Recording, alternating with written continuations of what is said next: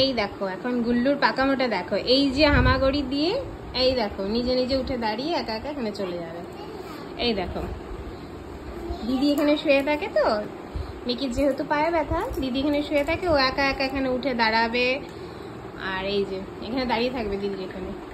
আবার এইগুলো দিয়ে এক পা দুপা করে হেঁটে হেঁটে, মামা এদিকে দিয়ে দে একটু পাউডার কৌটোগুলো, এদিকে দিয়ে দাও মামা, এদিকে দিয়ে দে, মনু দেখ হেঁটে হেঁটে চলে আসবে। এই যে এইদিকে দাও, এদিকে দাও, হ্যাঁ এদিকে দাও, বুনু হেঁটে আসবে, এইদিকে এই দেখো চলে আসবে হেঁটে হেঁটে, দেখবে একটু সরিয়ে দিলে এই দেখো চলে আসবে, এই দেখো হেঁটে হেঁটে চলে আসবে, আবার বসে পড়বে এরকম, একটু একটু করে পায়ে আর কি ভর আসছে, সাপোর্ট আসছে। এই যে মাম্মা এই যে নিতে আসবে, এগুলো সরিয়ে আমি রাখি আর ও নিতে নেওয়ার জন্য এক পা দুপা করে এগোবে। এইভাবে মিকিকেও করে দিতাম। এই দেখো এইটা সরিয়ে রাখলাম, তো এই দেখো নিতে আসবে, এই দেখো নিতে চলে আসছে, পা ফেলে ফেলে, এই যে পা ফেলে ফেলে আসছে কিন্তু, এই দেখো এই দেখো ওইখান থেকে স্টার্ট করেছিল, চলে আসলো এখানে একা একাই। এই যে যত দূরে সরিয়ে সরিয়ে রাখা যাবে তত ও চলে আসবে পা ফেলে, এই যে নিজে নিজে পা ফেলে ফেলে যাচ্ছে।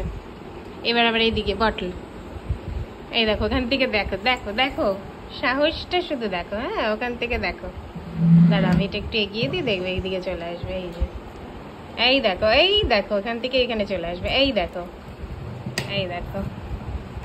এইরকম করে দিলে না ওরা একটু তাড়াতাড়ি মানে হাঁটতে হাঁটতে শিখে যায়, ওদের নিজেদের পা ফেলার উপরে সাপোর্ট পেলে যখনই পাবে, আমা এ নাও যখনই পাবে ও বটলটা নিতে চাইছে, এই যে যখনই পা ফেলার মতন সাপোর্ট পাবে তখনই ও পা ফেলে ফেলে এগোবে।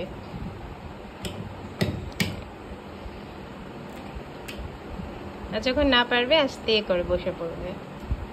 হ্যাঁ প্রথম যখন করবে তখন তো অবশ্যই খুব মারাত্মক ব্যাপার, কারণ কিনা পেছন দিকে আবার পাল্টি খেয়ে যাবে, মাথায় লাগবে, প্রথম খুব করবে, তারপরে একটু কিছুদিন উঠে গেলে ব্যাস আর দেখতে হবে না, তারপরে আর থামাতামি নেই। এই যে এখন বসে পড়বে এটা নিয়ে, এই দেখো যখন পাবে এই যে বসে পড়লো নিজে নিজে, আবার উঠে দাঁড়িয়ে যাচ্ছে।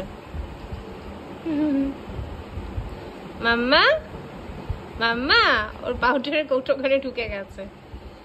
মাম্মা কি করছো তুমি দুষ্টু হচ্ছে, অনেক দুষ্টু হয়েছে কিন্তু, আর খালি যেটা পাবে মুখে, খালি মুখে।